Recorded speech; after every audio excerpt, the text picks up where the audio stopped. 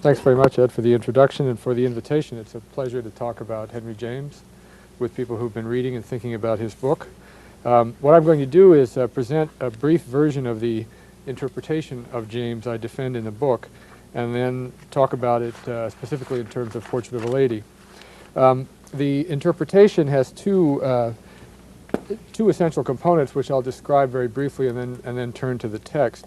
Unfortunately, for those of you who haven't read the end of the novel yet, I'm going to ruin it for you, because there's no way I can construct an interpretation of the book without talking about the ending. Because I'm particularly interested in what I call in the book modern moral life, or the presentation of moral issues by James.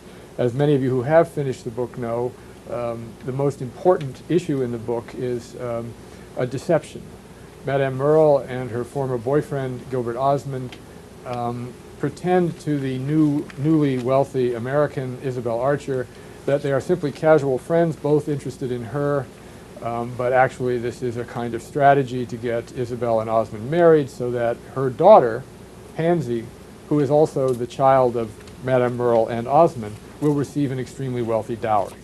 Isabel receives 70,000 pounds, the equivalent of several $100 million at the time, from a wealthy American who leaves it to her at the request of his son, Ralph Touchett.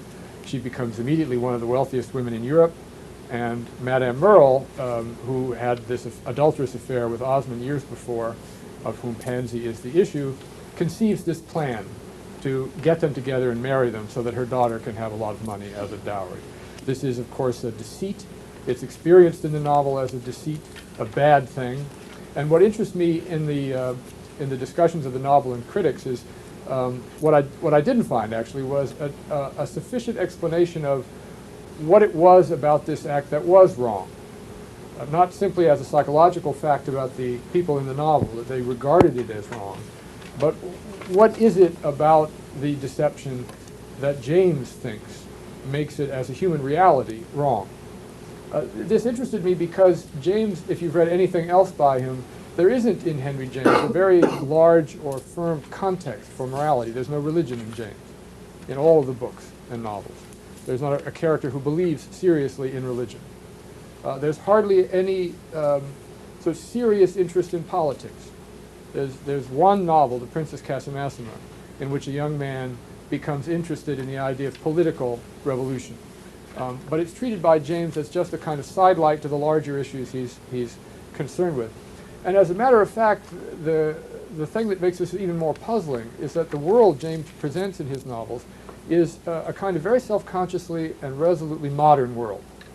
And James, like many late 19th, early 20th century novelists, poets, artists, conceived of the emerging world of Western European modernity, a world dominated by the authority of natural science, market economies, private property, mobility, social mobility like never before, as one that was primarily experienced by the sensitive souls of Europe as loss, the loss of tradition, the loss of religious orientation, the loss of meaning in general. And James is one of those people. That is, the books are mostly about, as the central human reality that people have to be concerned with, money and marriage. As I say, they're resolutely modern characters. They don't worry about philosophy, the truth. Some of them worry about art. That's something we could talk about independently. And some of them are very important characters in James. But the interesting thing in the novel is that most of what's significant for the characters is how to get money and keep it, and how to get married, stay married, avoid marriage, get out of a marriage, and so forth. And of course, very often these two things intersect. For most human beings on the planet in Western European societies, the great struggle for existence is over. That is, the great day-to-day struggle simply to stay alive. The great sort of political struggle of the emerging nation-states of Europe and the wars of religion are over. None of us are brought up to be participants in a great religious war, or to be participants in a war of any kind, we hope. However, that means we may not achieve the glory of past civilizations. Mostly what we're interested in as you're going through school and thinking about your future life is what the characters in James are interested in: money and marriage, or a relationship of some sort. How you're going to get enough, how are you going to find somebody you can abide to live with the rest of your life? Perhaps you might shoot higher than that. But in general, the world James presents in his fiction is very much like the world we're familiar with. But perhaps some of you are more religious, perhaps some of you are more political, but by and large, there isn't anything reflected in the world that would explain on the surface what makes this deception bad. And actually, almost all of the very serious James novels have as their center plot issue a lie or a deception like this. In The Wings of the Dove, an American heiress who is dying meets a young British couple who haven't the money to get married, to live well. If you don't have enough money to get married, to live well, you don't get married. They conceive the idea of having the man make love to the heiress, marry, and then after she dies, which will be soon, they'll have all the money they need. That's the plot element around which everything else turns in The Wings of the Dove. She finds out about it and is crushed and dies immediately of grief. And again, the issue is, what's wrong with the deception, particularly if it had succeeded? If she had died in blissful happiness with a man she believed loved her and she believes was meant for her, much happier than she would have been in the miserable, short, sick life that she had. James unequivocally presents what they're doing as wrong, that this character was entitled to a treatment she didn't have. Likewise in The Ambassadors, a man is sent by his wife-to-be, man in his 50s, to Europe to rescue her son, who is in the clutches of a European adventuress, a married woman with whom he's been having a long affair. He's supposed to stay in Europe 6 months. He stays 6 years. The family's getting a little anxious, sends this man out, the ambassador, to get him and bring him back. And again, when he asks what the nature of this relationship is, it's sworn to him that it's platonic and a merely educational relationship. That's a lie that turns out to be not wrong in the complicated moral universe that James presents. So anyway, I wanted to try to figure out what, for James, the meaning of modern morality was. Why is a deception to be avoided, even if great benefit occurs? Why is the manipulation by Madame Merle and Osmond in this book of Isabel, their deceit of Isabel, wrong? What's James' view of it as wrong? Because I became convinced that it's not simply that the characters in the book believe it's wrong. James himself thinks that part of the moral furniture of the universe, if you like, some real aspect of the lives we lead, is that actions like that are morally unacceptable. They're to be rejected. We're obligated to avoid them.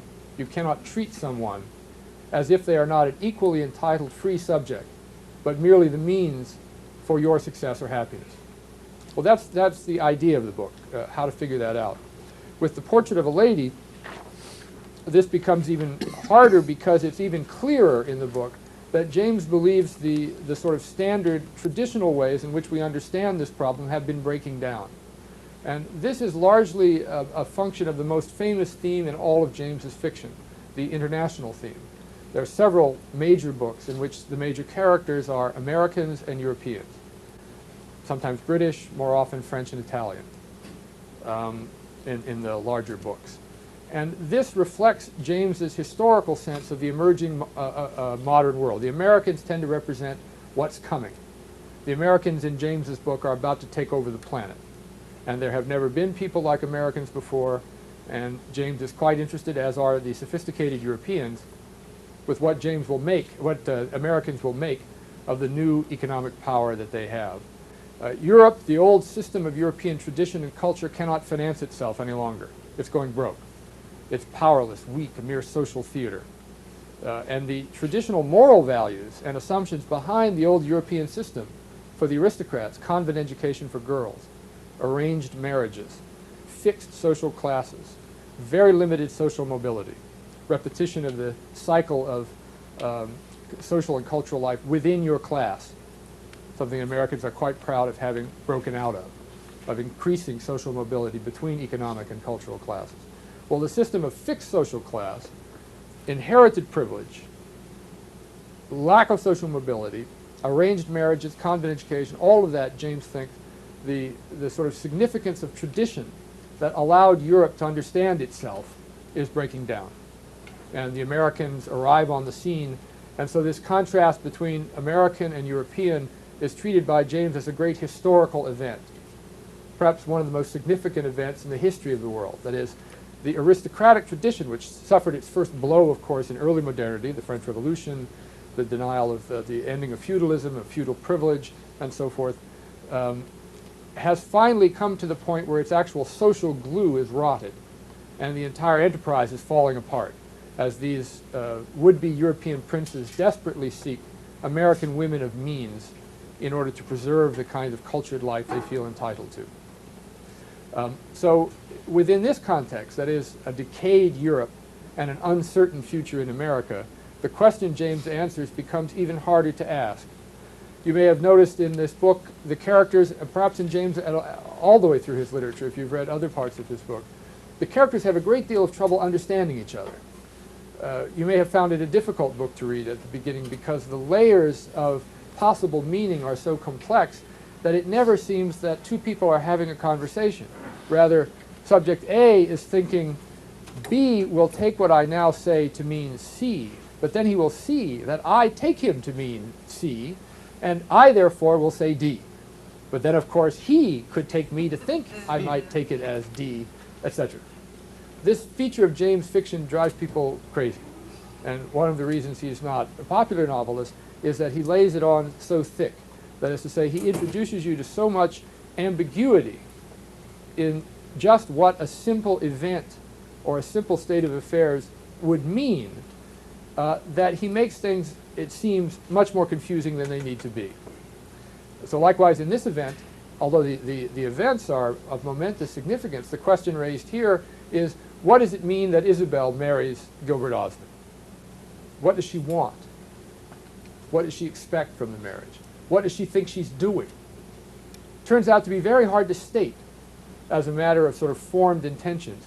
That's what's kind of mysterious about the book. If you're reading along and Osmond just seems to you like a sort of standard European aristocrat, you're going to be surprised by what a rat he turns out to be. But there are plenty of indications early on that not much is known about him, that he's kind of a cipher. And so the question that James asks of Isabel is a pertinent one for her. What does she get out of the marriage? But it's also a question he's raising within modern society. Marriage is a very old tradition, after all. And the sort of symbolic covering of the tradition that we're still quite comfortable with indicates how old we take it to be. Namely, women get married in the United States mostly in white, virginal, medieval princess dresses. This is essentially what they are. Women dress up as medieval princesses in a dress they will wear for no other occasion in their life except when they marry. But the meaning of this ritual is odd. Why do we do that? I mean, I always, when this comes up in various contexts in my classes, I always ask my women students, how many of you want to be married in a traditional marriage? Virtually 90% raise their hand. That means you want the dress with the long train and the hood thing. Yes. Why do you want that? Well, it's important. It means something that the marriage reflects a tradition that goes back over 1,000 years in the West to dress that way. That means it's part of a recurring pattern of civilization that you want to be part of. It's not just a legal document between you. But actually, by modern standards, what is a marriage? It's a legal contract between two parties that has about as much magical or mystical significance as, for some people, an appearance before a city clerk. Right? This is only one of the many aspects of the problem of how a secular view of modernity, of self-interested rational agents attempting to negotiate with each other, makes many of the questions James is asking about morality and meaning very difficult to ask. They don't seem to have a firm place. I have a presentation I'm going to talk my way through, so periodically I will simply thumb through these. A second thing about this historical dimension. Is it all right if I move around, or is that driving you crazy? It's all right? Okay. James is regularly believed to have been a party to the conservative side in this debate. The traditional reading of James is, here come the vulgar Americans, loaded with money, classless, tasteless, heartless, greedy, consumerist, utilitarian, pragmatic, ugly-loving Americans. And here are the Europeans, refined, full of taste, like James himself, who left America for England and presumably need Americans only to refinance their system. This is an extremely superficial and misleading picture of James, although it is a very, very common one. You can see in Portrait of a Lady who is the best character in the book, the most admirable, the most likable, the most interesting, the most intelligent. There's absolutely no question it's Isabel Archer, the American. Who's the worst character in the book? Osmond, the worst character in all of James. A snake, she called, a serpent in the grass, Gilbert Osmond, who, while an American, is an ersatz, a fake European. Perhaps he has to be fake because there really isn't the Europe he wants anymore. He has to pretend. He pretends to be an Italian prince, is essentially what he pretends to be. And the idea of associating James with such a character seems to me ridiculous on the face of it, although it's very common to think of James as one of these conservatives. It's almost always true that the most interesting characters in James, the ones who seem to have appreciated what the new sort of modern social situation calls for, are Americans. That is, those who have not the burden of the weight of European tradition and social immobility to weigh them down, to make it hard for them to understand what's going on. One way, so we get to the situation, all right, we've got moral crises, people doing things to each other that we feel are somehow inappropriate, and we want to understand why. We look in James to what usually serves as the foundation of moral judgments, religion, tradition, community standards or something. None of that is there. These people seem isolated from their communities. I mean, think of the Touchett's if you read far into the novel. These displaced Americans, this banker living in England in a completely loveless marriage with his wife. Isabel, we'll talk about most of the characters in a minute, but the situation that James plunges them in doesn't seem to have many resources for their figuring out what to do, what ought to do.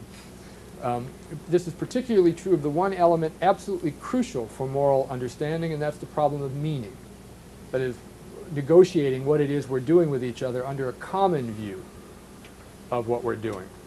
Presumably all of us have some description of what we're now doing. Listening to a talk about James, wasting time, doing this because my mother said I had to, or there's a variety of descriptions one could give of what we're doing. But as the issues get more serious, we have to agree much more seriously about the various descriptions that we exchange in explaining ourselves to each other. And if the conventions, the normal categories and rules by which that is done have begun to break down, then it becomes significantly harder for us to understand what it is we're proposing to each other that we do. This is certainly the case with the issue of marriage. And very often with James, it's an issue that comes up constantly with the characters' interchanges with each other as they try to figure out what it is they're pledging each other, they're promising each other.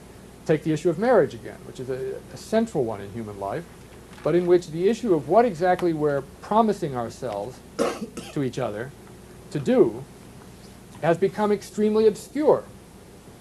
The idea of understanding the bond under the concept of sacredness or divinely sanctioned, even if we're sort of Sunday religious, has pretty much disappeared.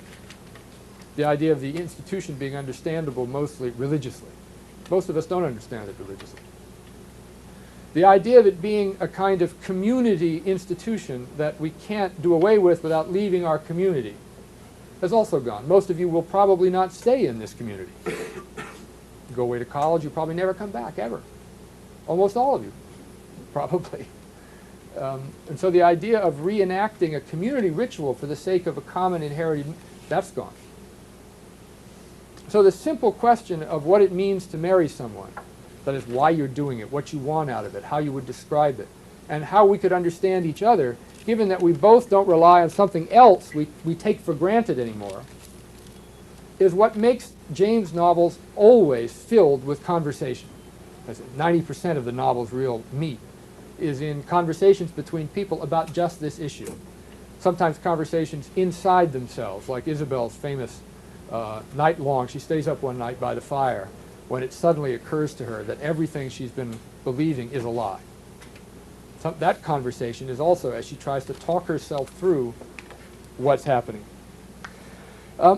So that last theme, I mean, if the issue's straight, namely, how does James convince us that a moral act is to be considered moral or immoral?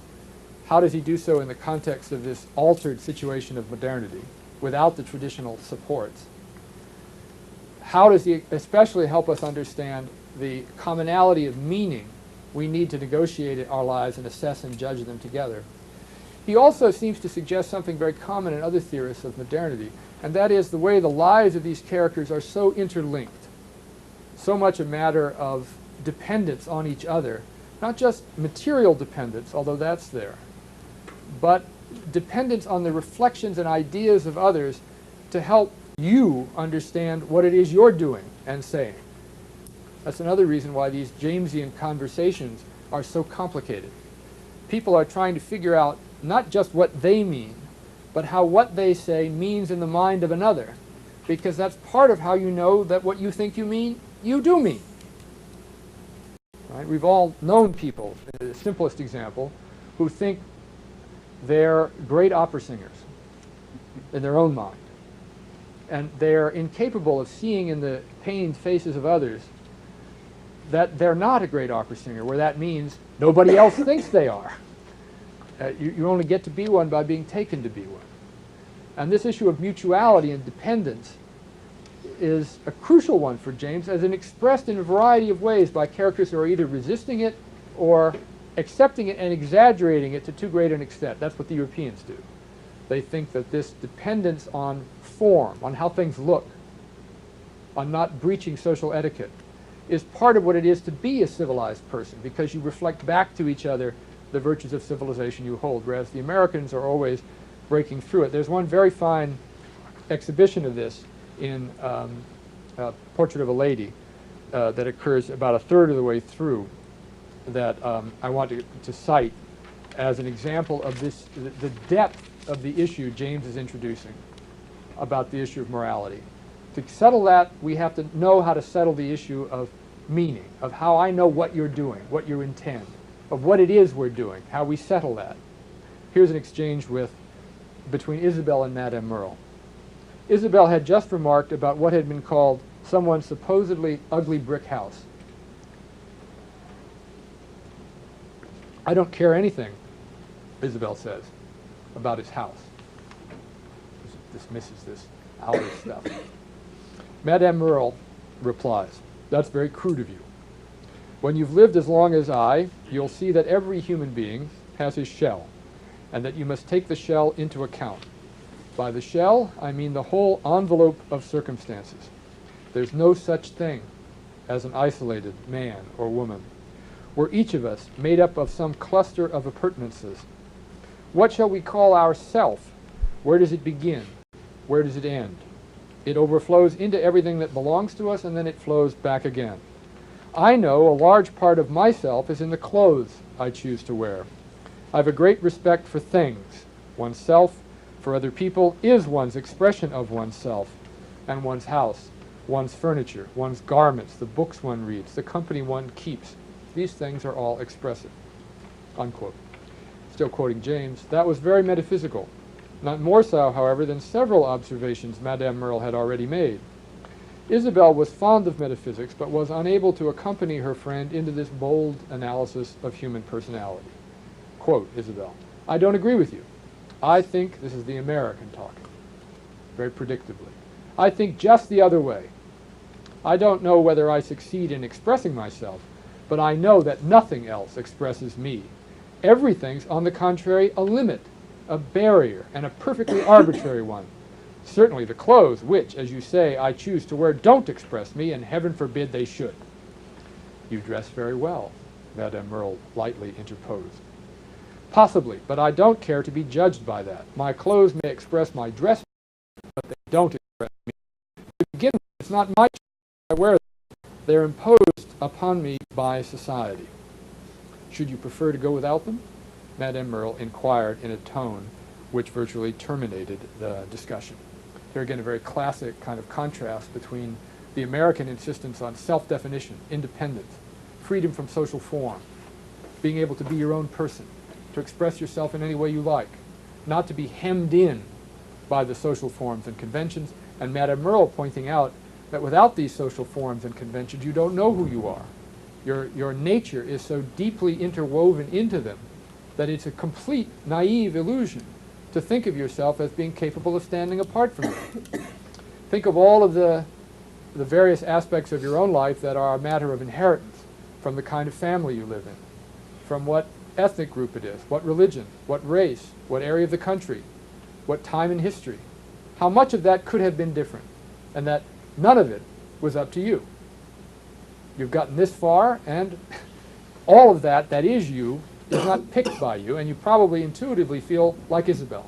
That's just a restriction that I'll get rid of later when I figure out who I really am, and I become that person. That's what Isabel is trying to do. And Madame Merle is issuing this vague European caution.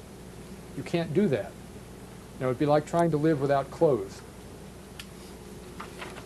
Well, it sets the scene for the problem of meaning, that is, this instability in how we're understanding ourselves. And I mean this in a very general sense. The traditional social terms we use to account for each other have begun to lose a shared significance. The role of money for James is one of the main reasons this has begun to happen, because money, with its sudden shift in social power that it can give people, has changed the kind of regular fixed expectations that our old categories for understanding ourselves were made up of. I mean, we see this in our own world in a much more dramatic way than James could have possibly imagined in a celebrity or consumer culture, that the value or worth of a thing James saw being, in a way, changed by enormous amounts of new money, we see changed by media culture or consumption, that values rise and fall so rapidly that we really have no way of understanding in some fundamental way what the common terms of engagement with each other are. And Isabel is going to walk right into that situation. I mean, this is so, in a way, difficult in James that sometimes his thesis is almost that even though we can formulate a view, we're not even sure what we think we're doing, who we are, until we see it reflected by another. And even then, we have to be careful, because the other that we're using as a kind of base for our own perception is self-interested, sometimes has their own agenda, and can be lying. And that's exactly what happens to Isabel in a way. She believes, in a very typical, for James, American way, that the purity of her intention, and she is a woman of substance. She has a lot of integrity. She doesn't BS. She's a person of substance. And she's convinced that that's what you need in life, period. And she walks right into an enormously complicated trap, just by virtue of her moral goodness. You know, Isabel is full of confidence in her own ideas, and full of confidence, too, that just by sticking to your principles, you'll be fine. But Isabel, in a way, as James begins to indicate, doesn't even understand her own principles. She has a jumble of ideas, as we'll see when her character is described. Okay, let me talk a little bit about the novel, because I want to leave enough time for discussion. The plot of the novel is a fairly simple three-part structure. There's the setup to the marriage. Isabel arrives in England carried by her aunt and comes to Gardencourt to meet Ralph and Mr. Touchett. The setup concludes with two refusals of a marriage proposal.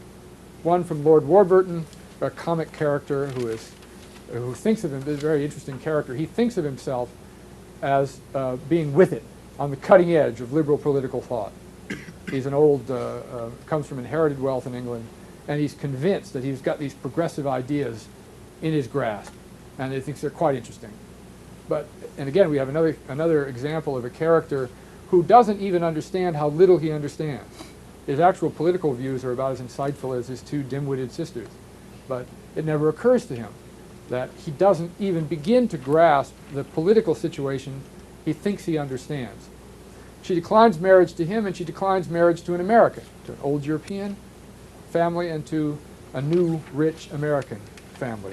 And James is, as you know, wonderful with names. This is one of his best ones, Caspar Goodwood, as a reflection of both American virility as well as American maleness. And Caspar is nothing if not an archetypal American male. He's always sort of strutting around and boasting and insisting and demanding and manipulating and you know, let me fix this for you, that kind of person. And could be played to great comic effect in a movie if you were played that way. So the setup, she comes, she turns down the marriages, she inherits a load of money, an enormous amount of money. I saw somewhere a calculation of what 70,000 pounds in today's dollars is several hundreds of millions of dollars that is just dropped on her. The middle of the book, the marriage itself. She becomes infatuated with Osmond. They marry and begin their life together in Italy. The last third of the book, she finds out that the marriage is a sham, that Madame Merle and Osmond had been lovers, that Pansy is Madame Merle's daughter, as well as Osmond's, and that she'd been set up so that Osmond would have her fortune and Pansy would have a huge dowry. And then there's, in the third part, the aftermath, how she reacts to this. Actually, this structure is a very common one in James, and is actually a kind of fairy tale structure. That is, there's the fragile, vulnerable heiress, the princess. There's the suitor, the fortune hunter, and there's the deceiving friend. And in this case, it's Isabel is the princess, Osmond is the fortune hunter, and Madame Merle is the deceiving friend. In Washington Square, in the Golden Bowl, in the Wings of the Dove, there's constantly repetitions of this theme of a woman with money made vulnerable to males, befriended falsely by another woman. Very common in James. A lot of speculation about what he thought that meant or why he structured so many books around it. But what's interesting to me is, again, the moral dimensions of the problem. You've got a woman who is deceived into doing something she would not do, and particularly in a way that's quite offensive to us, deceived by someone she takes to be a friend. Well, the beginning of the novel, I gather you talked a little bit about last week. It's late afternoon. All of these in James, all of these temporal and spatial elements obviously are connected to this dying European culture, beginning new modern American culture theme. It's great afternoon at a great old English estate, now owned by an American. One of the great estates in England, now owned by an American. And as the sun sets, we see, as if framed in a still portrait, a dying old man, Mr. Touchett, his dying son, Ralph, and a pseudo-radical, pompous English friend, clearly a sort of dying breed, Lord Warburton. The dying young man, Ralph, is said not to care. He hasn't found anything worth caring about in the world he lives in. He's become a cynic. And like many people in 19th and 20th century European fiction, he seems to be dying, to be sick, because of not having found anything to care about. Great theme of Thomas Mann, many other novelists of this period. The marriage between Ralph's father and mother is almost completely loveless, produced only Ralph, and he's dying. And they have great hopes for what they call this tall girl in a black dress, whom they soon see, Mrs. Touchett's niece, the American. They're not sure what she'll be like, but they know that something is coming, some great blast of fresh air. They're very afraid that she will be like her friend, that the future looks like Henrietta Stackpole. The quote is, "Henrietta, however, does smell of the future, it almost knocks one down." Henrietta represents the kind of nightmare vision of pragmatic, sensible, practical Americans who have no taste for anything, who have only the most utilitarian and practical. If you're reading through the novel, and whenever Henrietta comes into the book, you can expect, like a Shakespeare play, a comic moment, because Henrietta is mostly treated as a comic character, as the epitome of the danger on the American side of sensibleness. All she wants is a good job, sensible pair of shoes, place to come home to at night. Life is really fairly simple. No grace, no beauty, no adventure, no nobility, no risk, nothing beyond the normal, standard, pragmatic, practical. Don't major in philosophy in college. You can't do anything with it. You know, major in electrical engineering, that kind of thing. The great sort of European view of the American view of education. Well, Henrietta is it. She's the European nightmare about the Americans. But what's clear in these Europeans imagistically is that James thinks that this insistence on a kind of form of taste has, although it still seems to be alive, died. And the way he keeps impressing that on you is by impressing on you this issue of sterility. I mean, first of all, the Touchetts have this one dying son. Isabel has a baby. Again, I'm sorry for ruining the plot. The baby dies. Countess Gemini, it's all right, we don't get attached to it or anything, so it's not sad. We meet her and then we find out she had one and it died. As if to make this point about the lack of any morally generative power in this culture. It doesn't have the ability to generate ideals that its young people will adhere to. It merely perpetuates a kind of empty rhythm of civilizational practices. And to emphasize this, I'm saying James keeps telling us that they can't have babies, that there's nothing coming out of them. If you've read far enough to meet Countess Gemini, another one of the great comic characters in James, Osmond's sister, who is a philanderer bar none. She apparently had more affairs than one can even count. She's had 3 babies. They've all died. James wants to even make fun of his own image a little bit. Well, into this sort of stale picture, this garden, you know, at the end of the day, with a dying old man and his dying son and a dying breed, as the sun sets, in comes Isabel Archer. An extremely fresh, unintimidated young woman, the kind of woman that would be played by Jean Arthur in the 30s and 40s Capra movies, you know, kind of extremely self-confident, unintimidated, new voice. How did she get to be like that? Why is she different from Henrietta? Very simple story. Her father was a very bohemian fellow. Mother died, his father was a very bohemian fellow and was a gambler. And she had the good fortune to be taken back and forth across the Atlantic to Europe 3 times before she was 12. She's had exposure to other cultures, other civilizations, and she's escaped the fate of most American girls. She hasn't been socialized to be a Ludlow, the family name. You can sort of see by the sound of it what James thinks of these people. The Ludlows, you know, the lugheads, the dolts that live in Albany and think of their life as having, you know, some sort of perfection. Her Bohemian background has broken the hold in that. And it's very important to remember that as you go through, because first, she seems like such an admirable character that you're going to be taken in by her if you haven't been already. She's certainly the most admirable character in the book. But she is a tissue of half-baked ideas and unformed thoughts and kind of riotous independence. She hasn't had anybody to talk to in Albany about the books she cares about and so forth. And you can imagine what she's been like for the local boys of Albany. There's a passage where James describes their view of her. Her reputation of reading a great deal hung about her like the cloudy envelope of a goddess in an epic. Young men feared that some special preparation was required for talking with her. All this even though she still reads in translation. You know, it's James trying to get you a sense that she's getting all this through her own filter, this independence, this jumble of ideas. But she knows she doesn't want to come to Europe to settle down right away with Warburton. So when she receives this honor to be, I mean, the estate is supposed to be spectacular and so forth, she refuses it, and the reason she gives is, again, very American. She doesn't want yet to give up her independence. She wants her freedom, which in a way raises the issue of the kind of moral value that will finally emerge in the novel as extremely important. That is, not limiting or abusing in some way another person's freedom, which is what's been done to her. But here, it's just introduced in a kind of ambiguity. The first telegram that comes from Mrs. Touchett saying they're coming says, coming 2 nieces, very independent, or coming with niece, very independent. And they immediately ask the question that the book really has at its core, does she mean that in a financial sense or a moral sense? Does she like not to follow each other's views, or does she have enough money to lead her own life? And you can see right away the connection that James is really heartless about pointing out. There's no romance in James, no romantic view of redemption. To lead an interesting life in the emerging modern world, you have to have money.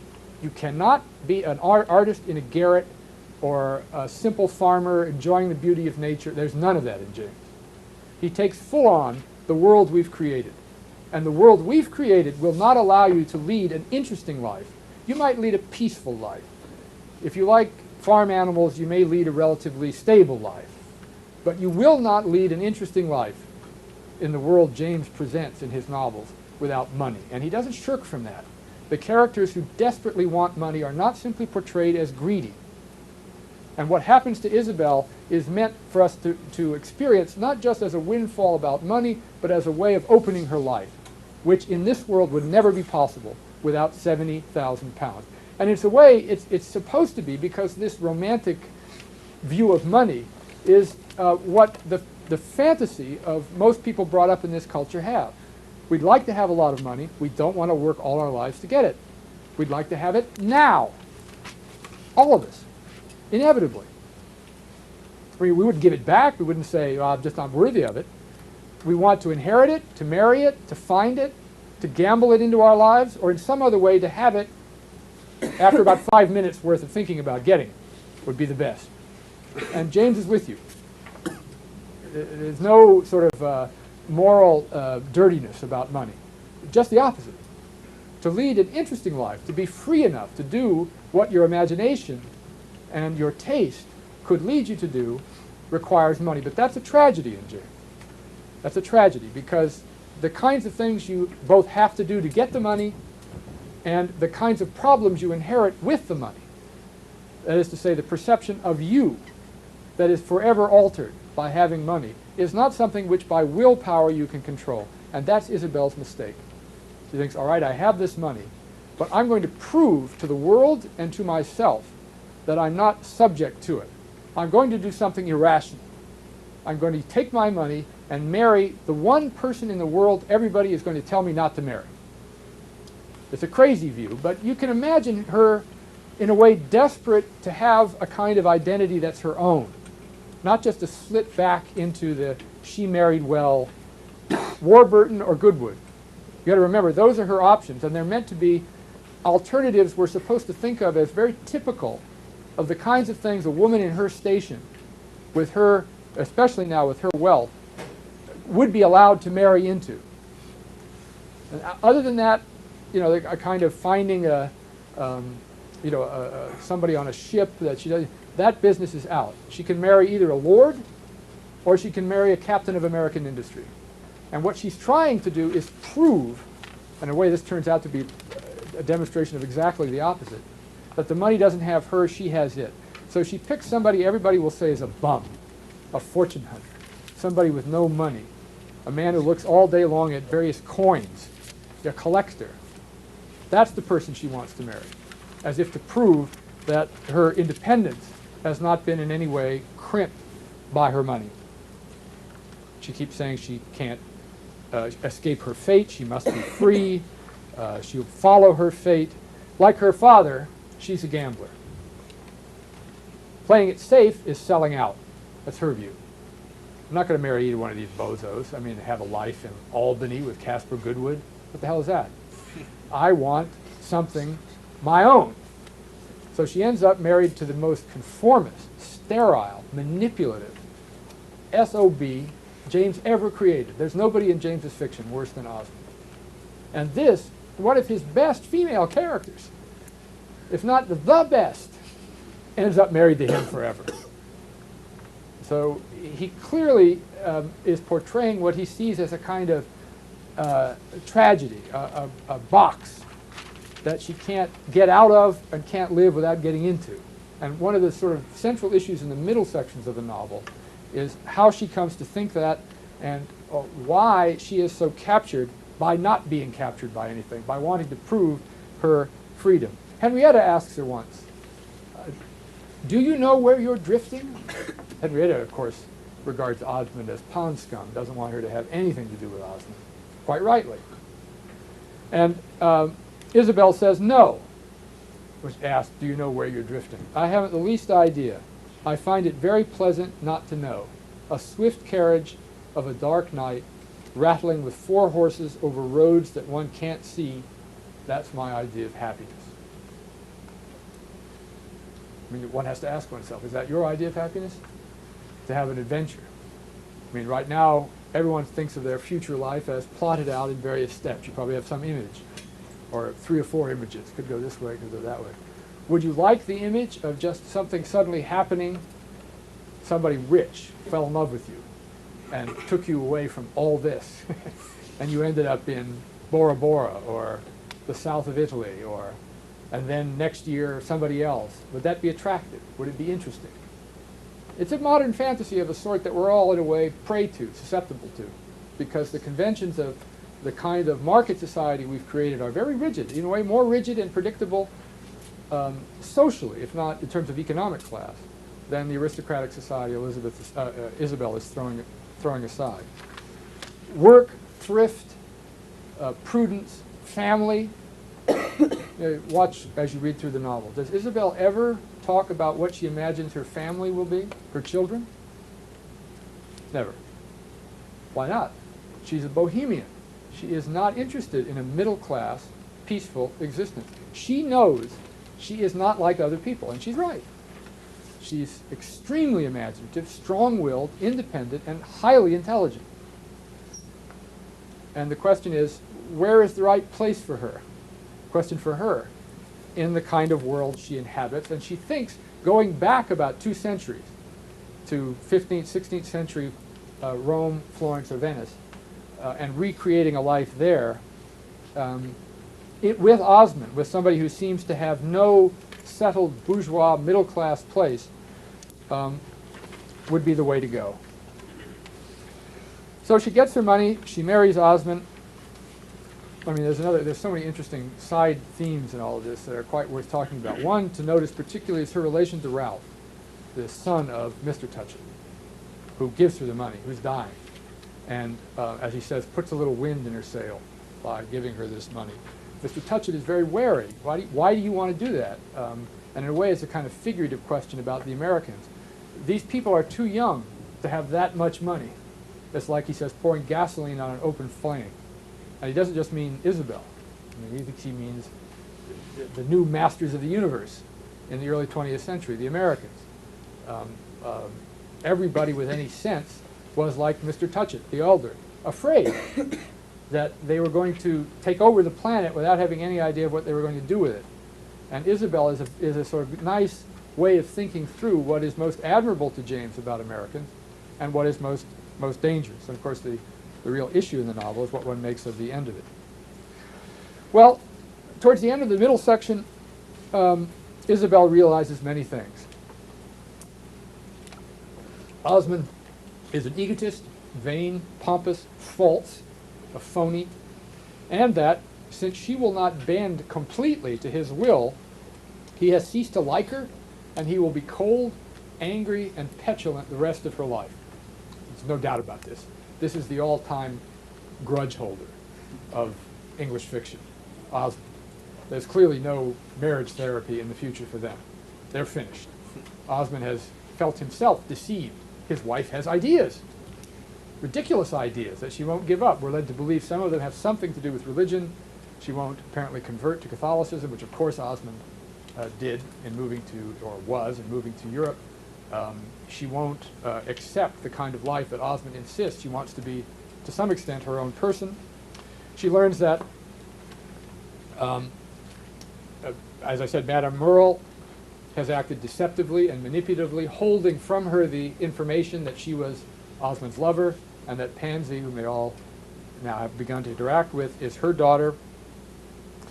And that money played a great role in Madame Merle's early friendship with Isabel. With her, hurts her tremendously. This is we're led to believe she had no women friends in Albany. When her aunt finds her, I mean, she's a heroine to me, she's in a room alone reading philosophy. German philosophy, it's even said. And Mrs. Touch it in a sense that throw that stuff away and come with me. I'll show you real life, not that. And she puts it down and never reads another book the rest of the novel. But we're supposed to believe that her life in the life of an intellectual, ambitious woman in Albany, New York, was not good. It was miserable. She had no women friends. Here's Madame Merle, the most cultivated, experienced, sophisticated 35, 40-year-old she's ever met. And it turns out that the great, in a way, female love of her life is a manipulator and a deceiver. And mainly was interested in her money. Well, this scene, if you haven't got to it yet, the scene where she thinks it through, we were talking about this before the talk. Some of you, have you seen the movie, Portrait of a Lady? A couple? Well, there's a scene in the book that's made for the movie that they don't use. As the three of them begin to interact, Isabel for a while has no clue that something between Madame Merle and Osmond had gone on in the past. But one day she comes home early and turns the corner of an open porch where the two of them are there. And Osmond is sitting down and Madame Merle is standing. And this is, in a way, an ironic exhibition of how the old forms of meaning still have some sense. That's far too intimate. Two people who had not been sleeping together would never, ever, ever stand and sit that way. The man would always be standing and the woman would always be sitting. To be seated in the presence of a woman is, in a way, a virtual confession of an adulterous affair. The social rules were that thick. So you can see what a great movie scene this would have been. She turns the corner of the camera, you know, a big close-up, just this little flicker of anxiety. And, you know, how could, you know, not knowing how to make anything of it. And that would begin the process that the Countess Gemini finally finishes off when she tells her the story, but I gather in the movie she gets everything handed to her by Osmond's sister, who tells her the story of Madame Merle and Osmond. It's very important that she come to a great deal of this on her own, but apparently that wasn't in the mind of the director. There's another scene where Touchett, Ralph, sees her in Rome, or I believe at a party in Venice, when she's become Mrs. Osmond, and he sees what's happened to her for the first time, and he says the following: "Poor human-hearted Isabel, what perversity had bitten her. Her light step drew a mass of drapery behind it." She's in one of these enormous Italian gowns. "Her intelligent head sustained a majesty of ornament." This incredibly intelligent, intellectual girl is walking around with a dress that goes 6 feet behind her and 2 feet up. The free, keen girl had become quite another person. What he saw was the fine lady who was supposed to represent something. What did Isabel represent? Ralph asked himself, and he could only ask her by saying that she represented Gilbert Osmond. Good heavens, what a function, he then woefully exclaimed. He was lost in wonder at the mystery of things. Well, I'll jump, so we'll have some time for a discussion to the end of the novel and the controversy about it. Defend the kind of thesis I want to represent to you, namely that James's view of morality is deeply intertwined with his understanding of modern moral meaning, of the dependence we have on each other for our trusting what we're doing being what we think we're doing, and the necessity of free people, not manipulated people, for us to get the right reaction from the world. It's a large thesis I can't defend, but I think James is playing around with a much deeper understanding of the nature of our dependence, what we owe each other. Another way of talking about morality. What we owe each other just by showing up, not by virtue of what we promised, but just by virtue of being what we owe each other. That James has a marvelously complex and interesting view of that, informed by a very serious and sophisticated analysis of the nature of the modern world and the role of money in it. That's the claim. But at the end of the novel, something happens. It's another reason I wanted to write the book. I disagreed with everybody I had read. She finds out he's a rat. And he says, well, all right, whatever you think, I'm a rat, but I'm your husband, shut up and go get the groceries or whatever, or the equivalent of that in Venice. And so she does for a while, because Osmond tries very, very hard. Once he realizes that Lord Warburton was the suitor, they said in those days the lover, of Isabel, wanted to marry her, realizes he has a great chance to marry Pansy, his own daughter, to Warburton, because he's in love with Isabel, and will marry Pansy so he can be around Isabel. Osmond's reaction, great, great. We'll get him to marry Pansy, get his dowry, I'll be even richer. I mean, the fact that the reason Warburton would marry Pansy has nothing whatsoever to do with Pansy. Doesn't ever cross his mind. Another instance where we're supposed to feel a kind of indignation. The novel won't work unless we feel outrage that he's manipulating his own daughter to get more money. Isabel is very worried about what's going to happen with Pansy. Ralph, who's dying finally for good, issues a bedside call. Osmond says, don't go. If you go, you are nothing to me, you know, that kind of thing. I no longer have a wife if you go. She goes, naturally. It's Isabel. Ralph says, you got to leave her. You got to leave him now. This is terrible. You've got one life. You can't waste it with him.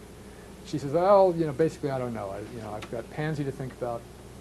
So Goodwood gets wind of this, rushes to the scene, and now that she's back in Garden Court, and there's a final scene near the very end of the novel where Goodwood finally, you know, in sort of heroic American movie style, grabs Isabel and kisses her. And I think we're supposed to believe it's the first time ever Isabel has been kissed with passion. And there's a kind of, I think the phrase is white lightning shimmers through the scene. And the prose describing it is among the most intricate and beautiful of James's prose, so I won't try to summarize it. But she breaks free, turns around and runs away. Now, the traditional reading is that James is a psychological novelist. He's very, very good at representing the inner states of people and how they think and feel. And what we're supposed to take this to mean is that she is afraid of experiencing for the first time a kind of genuine human sensuality, real human life, not the ideas that Isabel had always used to interpret the world around her. But for the first time, this sort of brutish young man has made her feel what real physical passion is, and she's terrified. That seems to me completely wrong. I think it's very serious in the novel that Pansy, who is, you know, about to leave the convent, is under the control of a manipulative monster. And that she, when she left Pansy, Pansy's last words were, "You're coming back." She said, "Yes. Do you promise?" "Yes, I promise." But what strikes me is, so I think the ending of the novel reflects a kind of moral maturity on the part of Isabel.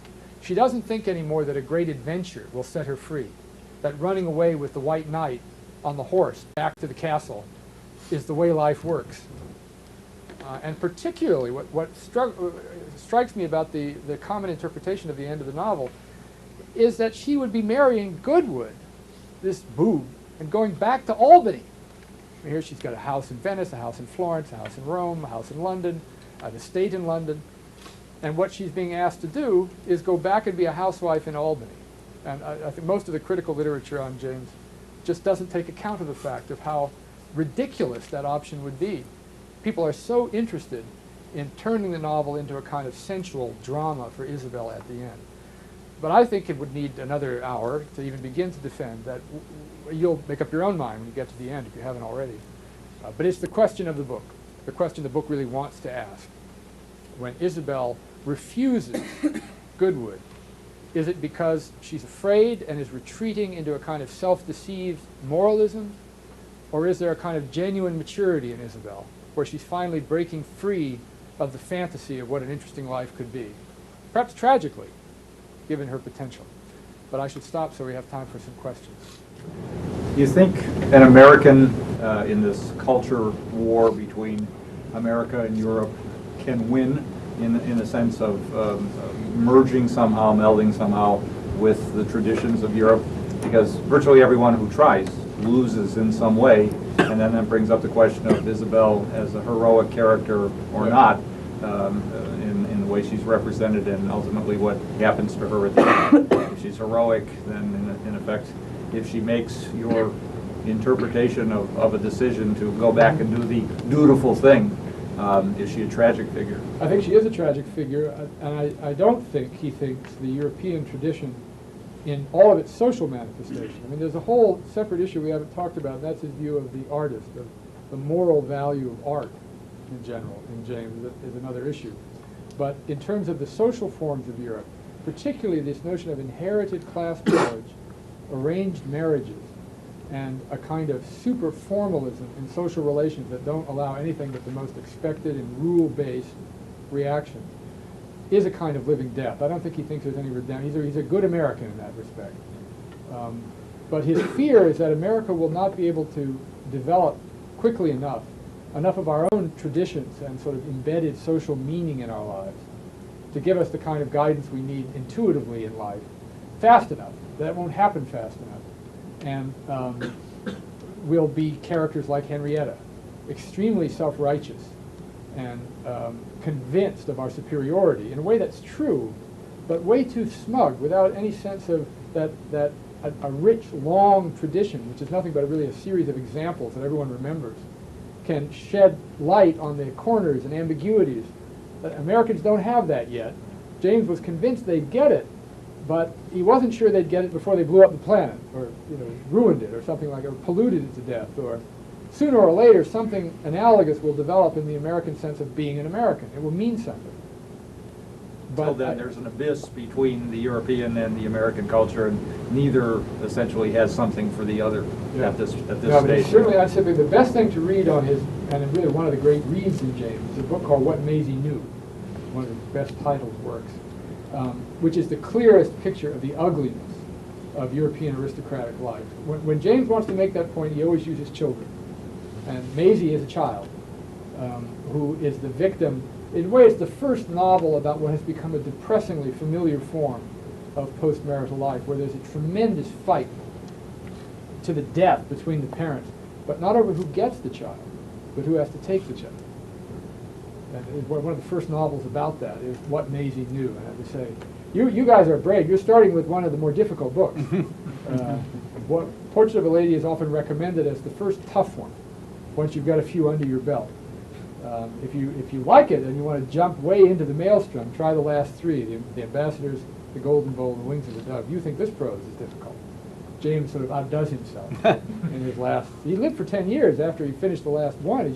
He seemed to have just exhausted himself in the complexity of the prose. But if you're sort of in favor of this one, then What Maisie Knew, or The American.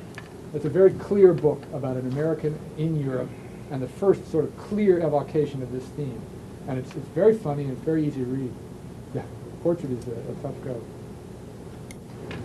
I have to disagree with you about your description of Isabella, or Isabel. I thought she was as vain, as egotistical, as superficial as Osmond. They deserved one another because she came off as not being that way, and yet deep inside, she was always mentally manipulating what was going to be best for her, knowing that she was superior, and she always wanted to advance herself and was using other people to learn and expand her own horizons. And there was a part where even compassion, it was of benefit to the giver. I mean, she was really ugly. Pretty hard on her. I can't hold her up as a model. Well, she is pretty hard. You've got to remember, she's pretty hard on herself. When she goes through that long scene by the fire at night, one of the things she's most frustrated by is that she can't simply be angry at Osmond. In a way, he wasn't false. He was on the surface what he was, a superficial, false aristocrat. He didn't pretend to be anything else. He didn't pretend to have money, influential friends, social power. He pretended to be indifferent to everything. She said the only thing he ever wanted to be was the Pope. He had, ambitious social dreams. But he wanted to, the only reason he was so sort of contemptuous of the world is it wasn't worthy enough to reflect his own glory back to it. So when she's thinking about what she's done, she says, maybe the one who's false here was me. I pretended to be a kind of woman that he would like. In a way, that's part of the drama of all romance, when people are courting each other. The difference between trying very hard to be who you really are in the right light so the person will love you, versus trying very hard simply to look like who you think they'll like, is a thin one. So she's a little hard on herself because the game of courtship is a theatrical game. You want the person to like you because you're in love with them. So you become someone that you convince yourself is really you in another way. So she's very hard on herself, and I think that endears us to her. When we see that long scene at the end, she realizes many of the things James, as the narrator, has been telling us. She really doesn't have a lot of well thought out ideas. She's kind of vain. She, at one point Warburton says, there might be a revolution in this country. She says, oh, I hope there's a revolution. That would be so much fun to see. Which is fatuous. You're quite right. But I think and maybe we'll disagree about this too, but that's what the book is for, the turning point in the scene at the fireplace, she becomes really very honest with herself in a way that Madame Merle or Osmond never were. So I think she gains some in our estimation, even though throughout particularly the courtship with Osmond, she was an image of herself, not herself, even though her great ideal was authenticity. Well, the redeeming quality, I think, at the end of the book, I really wanted to imagine that she would go back, she would fight with Osmond for the child, and she really whoop him. Well, you have another book in mind. Well, no, but I mean, she had the strength to do it if she had the mind and the perseverance. I think we're supposed to believe that, and where we're supposed to feel the horror of this, $800 million, it's gone. Once she marries Osmond, the male has all the money. Oh, see, I didn't get that. Yeah, well, I thought she was still in control of it. No, this is one of the great sort of liberating aspects of modern democratic American life. We no longer have this. But marriages, there were no prenuptial agreements. Once you're married, the husband controls the estate, and the husband's first male heir is the inheritor. And if it's not a male heir, then it's Pansy. And so Pansy is going to get an enormous endowment, $200–300 million, to whoever marries her. And remember, our hearts are supposed to be tugged by Pansy because of the Ned Rozier, this guy who falls in love with her. She's supposed to have a life of her own. As James keeps trying to show us, what indifference to the entitlement that a free subject has to be treated like one means in the world. For Pansy, it means an arranged marriage with Warburton, unless Isabel can stop it. But she can't get her money back, not with the divorce laws of that age. Madame Merle's not even divorced yet. There's a husband back in the background there. I mean, these women and men who separate just go the rest of their lives in independence, but the man keeps the money. I thought there was a lie about Merle. I thought that was covering up her affair with Osmond. She certainly has an affair with Osmond, but she has a long checkered past. Oh, that but she she keeps. Actually is married then. Let's not remember another book. I think she's married.